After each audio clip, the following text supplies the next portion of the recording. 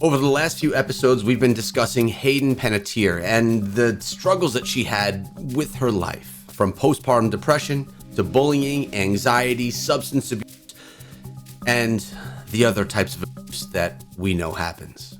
Today, we're diving deeper into the abusive relationship that she was involved in and the stalker/fame-related danger that she was put in. Thank you so much for subscribing. Now, let's dive into the interview.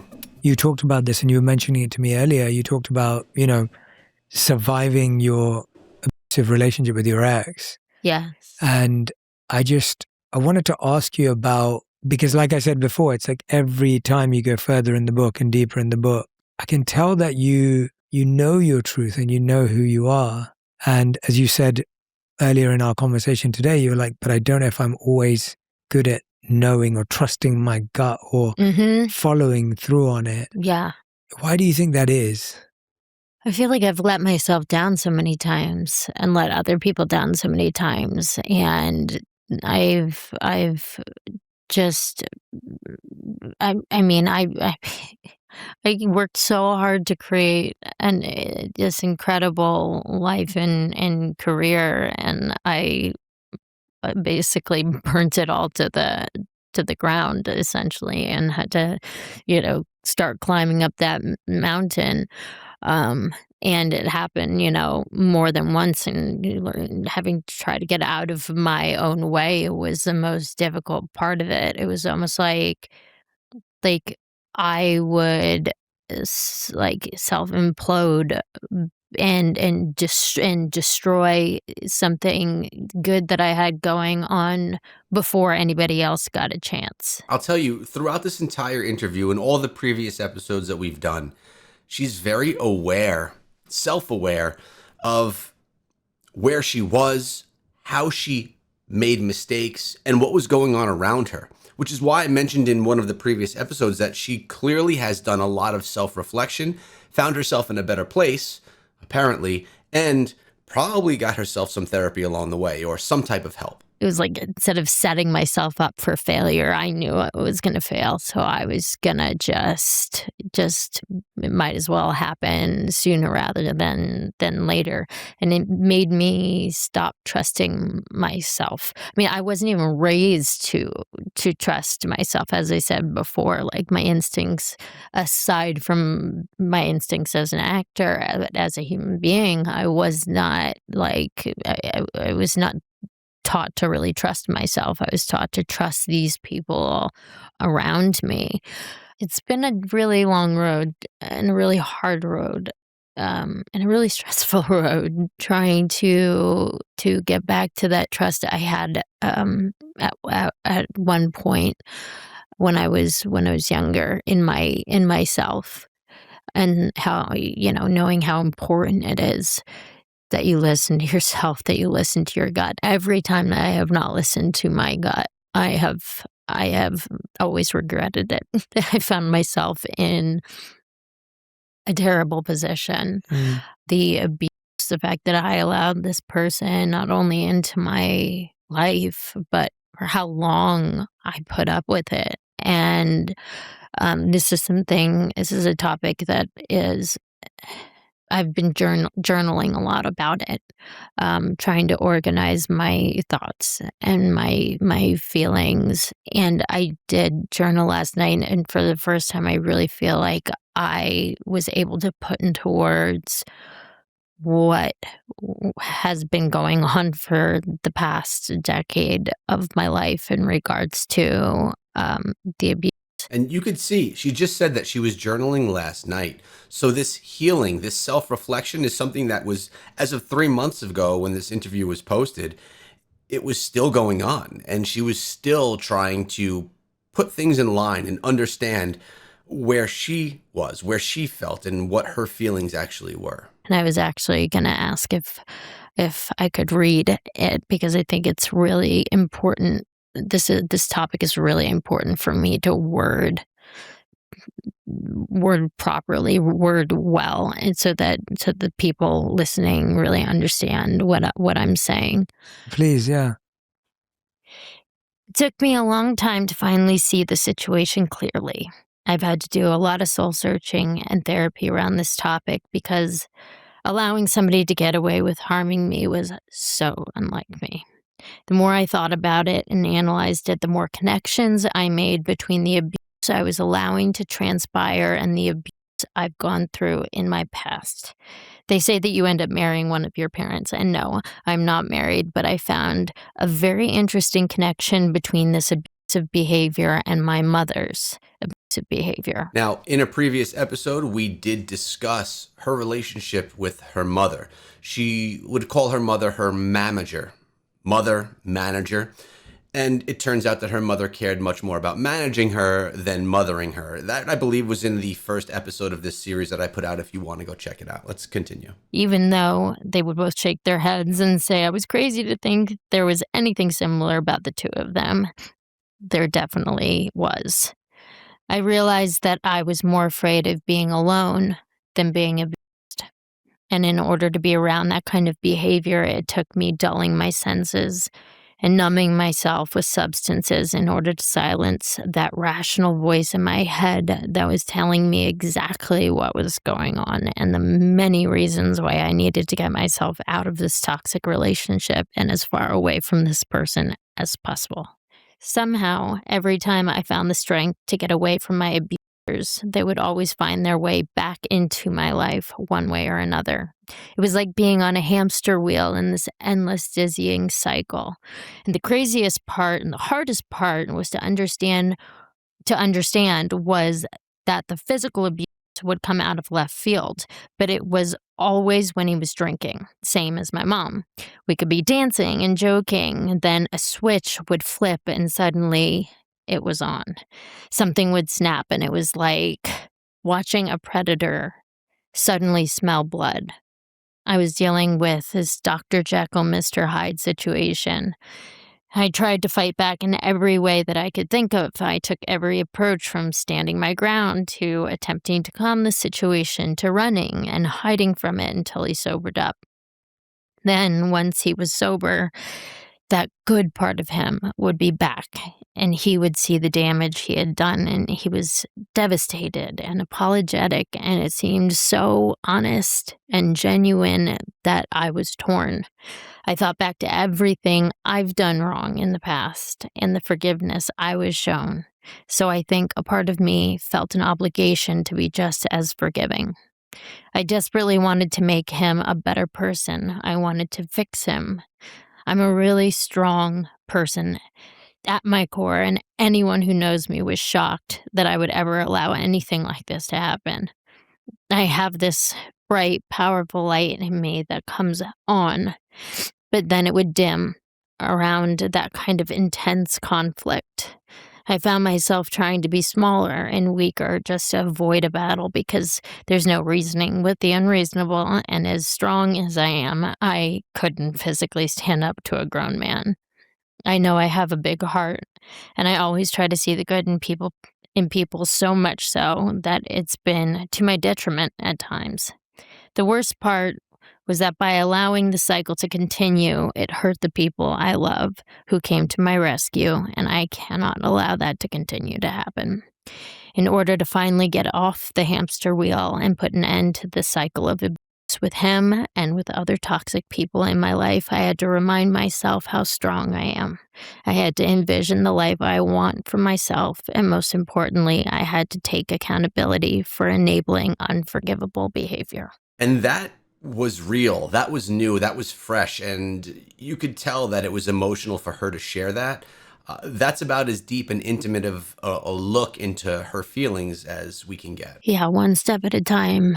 But that, it's been a 10-year dilemma and trauma after trauma, and just to be able to explain it at all, I never thought that I would be able to put it into words. You said in there that you, and I think a lot of us, we tolerate abuse because we'd rather do that than be alone.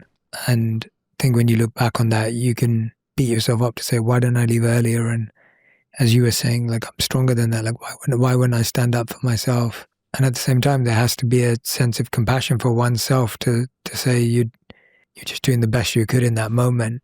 coming from a good place. Talk to me about that. That was one thing that made it all the more confusing to me, is because I've known throughout the whole thing that I wasn't doing anything to deserve it. And that's why I say in that part, like, talk about how it would come out of left field. It didn't take me saying anything wrong. It didn't take me doing anything wrong. It didn't take mistakes or jealousy, or like, there was no catalyst. And suddenly I would be being dragged by the hair, and it was like, what just happened? What did I do? What can I do to make it go back to 2 seconds ago? Like, what's going on? And as I say, you can't reason with the unreasonable. And it was like the person that you love just was disappeared. I would look in his eyes and they would be vacant. Like, and it was terrifying. She literally looks scared right now. Look at her speaking about this. This is probably some of the freshest abuse that she had dealt with, and the abuse that she still needs to deal with, to manage, and to figure out herself, and honestly, to heal from. Terrifying. And I've always been interested in psychology. And so trying to understand what was going on. I mean, I was like going through the DSM, like, in my head, and trying to, trying to figure out, is it schizophrenia? Is it paranoid? It's like, what in the heck is going on? Because it was only when alcohol was involved, but no amount of alcohol could ever make me capable of doing something like that, especially over and over and over and over and over and over again. How long were you tolerating this for? Well, at one point I thought I had gotten out of it and gotten away from it. But it's like we talked about before. It's like this, like, abusers, they weave themselves like weeds into your life, and there's always something that they left behind. There's also always something that they have to come back for. There's always something that they find to keep that connection, keep you on the hook, keep that connection with you, no matter where you go, that they will always find you and find find a way to slither back into your life. So I went from, really wanting to keep my loved ones away from it, to that's it. I've snapped. You don't pull out a gun and wave it around. You only pull it out. This is Yes, metaphorically. this is not real. Yeah. But you don't wave it around. You only pull it out if you're going to pull that trigger. And I finally decided, that I needed to pull the trigger, and I called in the heavy hitters and the people that were going to protect me and make sure that he had no way back in, that this was going to be a done deal finally. I always hoped that this was going to happen by me one day. And as I said, I thought that I really thought I had done it and I was capable of doing it by myself, but I needed an incredible amount of support and backup in order to make sure that there was no way for him to find his way back in. So 10 years she was dealing with this abuse of her boyfriend and unable to get away. She finally got the help that she needed to escape.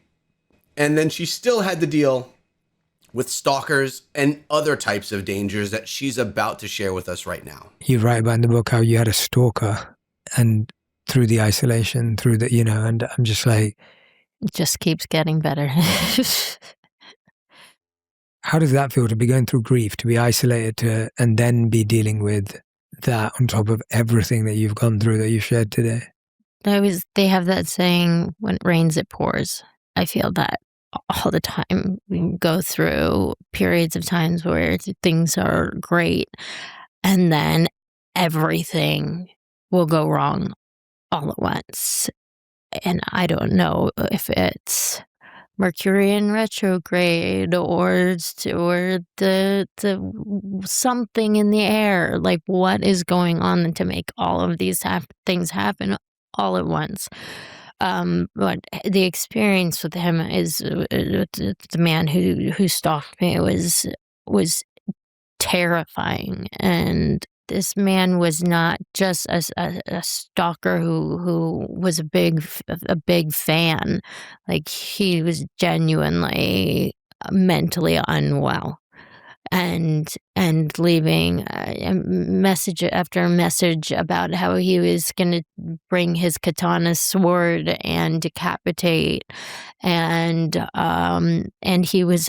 I had to actually cancel speaking engagements that I had because he was flying and he was waiting for me there. Now, I've had stalkers before in the past who are all talk, right, and no action, and you go, after a while you go, okay, they're not really gonna do this. Is somebody who's just has the time to sit here and do this. But then there are those that you realize are incredibly dangerous, and they mean what they say, and the FBI and Secret Service had to get involved. And I thank them both, all of them, from the bottom of my heart for getting him and for putting him away. He did just recently get out, so Wow. That's terrible. It's I'm feeling all these different emotions going on, while having I like the way you say it, excavated my life and written this book and put it all out there, very emotional topics. Then to deal with something like this on top of it, and knowing that he just got out of jail recently, is scary. The whole experience was just to deal with somebody that's that unhinged is terrifying. It's because it goes back to that you can't reason with the unreasonable, and you have no idea what they're capable of. Hayden's entire life was filled with every imaginable trauma that you can think of, and Hollywood was in no way any help. And as of this past weekend, she lost her life, which is why we put together this full series to take a deeper look into what her life actually looked like. I put together a full series of this interview, which you can have a look at right here, and I'll also link the original interview in the description of this video.